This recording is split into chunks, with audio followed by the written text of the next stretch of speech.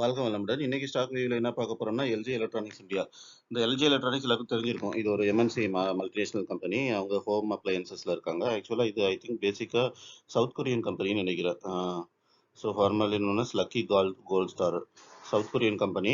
என்னன்னாக்கா நிறைய இடத்துல ஆல் ஓவர் த வேர்ல்டு இவங்களோட ப்ராடக்ட்ஸ் இருக்கு. எல்ஜினாலே உங்களுக்கு தெரியும். டிவி, ஃப்ரிட்ஜ், வாஷிங் மிஷின் என்னென்னமோ பிராண்ட்ஸ் ஹோம் அப்ளையன்சஸ் எல்லாமே இருக்கு. இது பார்த்தீங்கன்னாக்கா, இந்தியால ரீசென்ட்டா ஐபிஓ ரிலீஸ் ஆகி நல்லாவே ஐபிஓ கெயின் நல்லாவே இருந்துச்சு. அதுக்கப்புறமா இப்போ டவுன்ஃபால் ஆயிட்டு இருக்கு. ஸோ இது மேபி நல்ல ஆப்பர்ச்சுனிட்டியா நான் பார்க்குறேன். கன்சிடர் பண்றதுக்கு. இப்போ ஹை பார்த்தீங்கன்னாக்கா 1385லயும், லோ வந்து 1314லயும் இருக்கு. 52 வீக் ஹை பார்த்தீங்கன்னா 1749 அந்த ரேஞ்சில இருக்கு. இது ஐபிஓ ரிலீஸ் ஆகி லிஸ்ட் ஆகும்போது வந்த பிரைஸ். 52 வீக் லோ பார்த்தீங்கன்னா 1314ல இருக்கு. அப்புறம் all time high 1749, all time low 1314ல இருக்கு. பிஇ பார்த்தீங்கன்னாக்கா 51 இருக்கு. செக்டார் பிஇ பார்த்தீங்கன்னா 47.98. பிஇ வந்து ஆல்மோஸ்ட் மேட்ச் ஆகுது. என்னன்னாக்கா செக்டார் பிஇக்கும் ஸ்டாக்கோட பிஇ கொஞ்சோண்டு அதிகமாக தான் இருக்கு.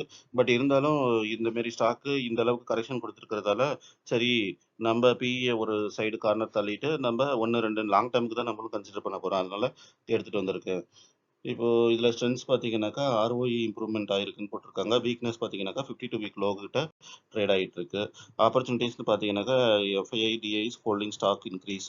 ஸோ ஸ்டாக்கை இன்க்ரீஸ் பண்ணிட்டு இருக்காங்க அவங்களோட ஹோல்டிங்ஸை.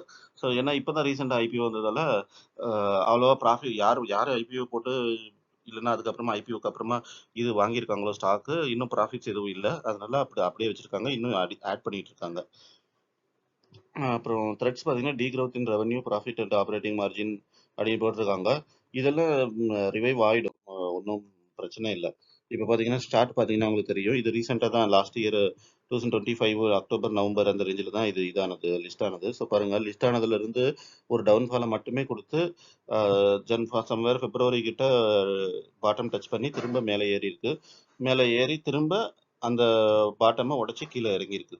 எப்போ பிப்ரவரியில் டச் ஆன பாட்டம். ஸோ இதை வந்து நான் ஒரு ஆப்பர்ச்சுனிட்டியாக தான் பார்க்குறேன்.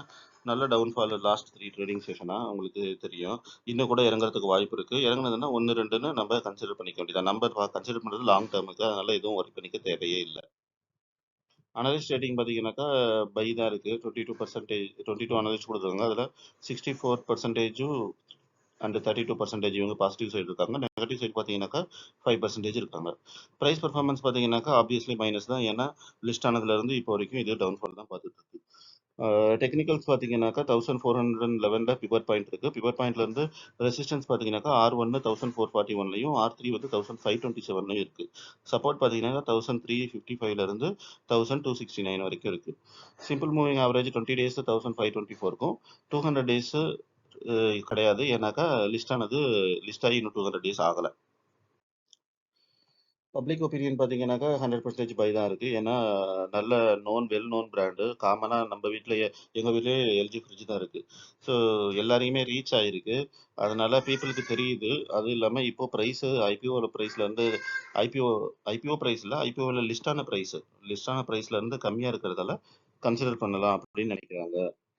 ஃபினான்ஷியல் ரெவன்யூ பார்த்தீங்கன்னாக்கா லாஸ்ட் 3 இயர்ஸ்க்கு மார்ஜினலாக இம்ப்ரூவ்மெண்ட் காமிச்சிருக்காங்க. Okay. Next share holding pattern பார்த்தீங்கன்னாக்கா, இப்போ தான் வந்திருக்கிறதால 85% இன்னும் ப்ரொமோட்டர்கிட்ட தான் இருக்கு. 3% எஃப்ஐஐட்ட இருக்கு. எஃப்ஐஐ வந்து கொஞ்சம் இன்க்ரீஸ் பண்ணியிருக்காங்க. அதாவது அக்டோபரில் 2.86% இருந்தது. இப்போ டிசம்பர் 2025ல டிசம்பர் குவார்ட்டரில் இன்னொரு 0.14% இன்க்ரீஸ் பண்ணி 3% வச்சிருக்காங்க. ஸோ இந்த மாரி இதெல்லாம் நம்ம அப்சர்வ் பண்ணிக்கிட்டு இருக்கணும். நல்ல ஆப்பர்ச்சுனிட்டி இருக்கு அப்படின்ட்டு ஒரு மீனிங். நெக்ஸ்ட் இன்னொரு பியூட்டிஃபுல் திங் பார்த்தீங்கன்னாக்கா, பியர் கம்பேரிசனில் பார்த்தீங்கன்னாக்கா டெட்டு வந்து ஜீரோ டெட்டு இருக்குது எல்ஜிக்கு. எல்ஜி எலக்ட்ரானிக்ஸ் மற்றதில் பாருங்கள் கம்பேரிசன் யார் CG Consumer, PG Electroplast, Whirlpool, TTK Prestige, Symphony. So இவ்வளோ இருக்குது. இதில் எல்ஜி எலக்ட்ரானிக்ஸு ஒரு நல்ல லெவலில் இருக்குது. ஏன்னாக்கா டெட்டு கம்மியாக இருக்குது. பட் பிஇ வைஸ் கொஞ்சம் அதிகம் தான். எனவே எதுவும் இன்னும் கரெக்ஷன் ஆக ஆக நம்ம கன்சிடர் பண்ணிக்க வேண்டியதான். இன்னொன்று பார்த்தீங்கன்னா இதில் எனக்கு தெரிஞ்ச கம்பெனி பார்த்தீங்கன்னா டிடிகே ப்ரெஸ்டேஜும் வேர்ல்பூலும். ஸோ வேர்ல்பூல் என்ன ரேஞ்சில் இருக்குன்னு இப்போயே பார்த்துடலாம். வேர்ல்பூல் D0 டெப்ட் இருக்குது, நல்ல விஷயம் தான். பிஇ வந்து 30 பிஇயில் இருக்குது. வேர்ல்பூல் கூட ஓகே தான். பட் என்னன்னாக்கா அவங்க எக்ஸிட் ஆகிட்டு இருக்காங்க. யார் ப்ரொமோட்டர்ஸ். அதனால ஒரு கன்சர்ன் இருக்கு. இவங்க வித்துருவாங்களோ, எல்லாத்தையுமே வெளியில எடுத்துருவாங்களா அப்படின்ட்டு. வேற யாராவது நல்ல கம்பெனி வந்து வாங்குனாக்கா, வேல்யூவேஷன் இம்ப்ரூவ் ஆகும் அப்படின்னு சொல்றாங்க. டிடிகே பிரஸ்டீஜ் பார்த்தீங்கன்னாக்கா, அது ஓகே தான். பட் என்னன்னாக்கா, பிஇ பார்த்தீங்கன்னா 72 கிட்ட இருக்கு. டெட் கொஞ்சோண்டு தான் இருக்கு. 0.03 தான் இருக்கு. அது ஒண்ணும் ப்ராப்ளம் இல்ல. அ பட் என்னன்னாக்கா, வேல்யூவேஷன் அதிகமா இருக்கு. பட் இது கூட நான்லாம் எவ்வளோ நாளா 600 ரேஞ்ச்ல பார்த்துட்டு இருந்தது. இப்போ 436ல வந்திருக்கு. இத கூட நம்ம கன்சிடர் பண்ணலாம். 1, 2ன்னு லாங் டெர்முக்கு. நல்ல கம்பெனி தான். அத பத்தி பயப்பட தேவையில்ல. ஓகே. கன்க்ளூஷன் பார்த்தீங்கன்னாக்கா, ஃபண்டமெண்டலா ஸ்ட்ராங்கான ஸ்டாக்கு. ஸ்டாக்கு ஹையர் வேல்யூவேஷன் தான். ஏன்னா 50 பிஇக்கு மேல ட்ரேட் ஆயிட்டு இருக்கு. Consider for long term. Long டெர்முக்கு 1, 2 நம்ம வாங்கி போட்டுக்கலாம். Well known brand. மக்கள்ட்ட நல்ல ரீச் இருக்கு எல்ஜினாக்கா. ஸோ அத யூஸ் பண்ணி அவங்க எப்படியும் ரிவைவ் ஆவாங்க. அதனால price appreciation, stock price appreciations over a period of months இருக்கும். இயர்ஸ். இப்போ எல்லா ஸ்டாக்குமே விழுந்துட்டு இருக்கு. ஈரான், இஸ்ரேல் ப்ராப்ளமால. இன்னொரு 2, 3 வீக்ஸுக்கு இந்த இஷ்யூ கன்டின்யூ ஆகும்னு தான் நினைக்கிறேன். ஏன்னா ட்ரம்ப் சொன்னது என்ன சொல்லியிருக்காரு, இன்னொரு 2, 3 வீக்ஸ்ல நாங்க ஈரானை க்ளோஸ் பண்ணிடுவோம் அப்படின்னு சொல்லியிருக்காரு. ஸ்டோன் ஏஜுக்கு அனுப்பிடுவோம் அப்படின்ட்டு. அது நடக்குதோ இல்லையோ, பட் அதோட தாக்கம் வந்து ஸ்டாக் மார்க்கெட்ல தெரியுது.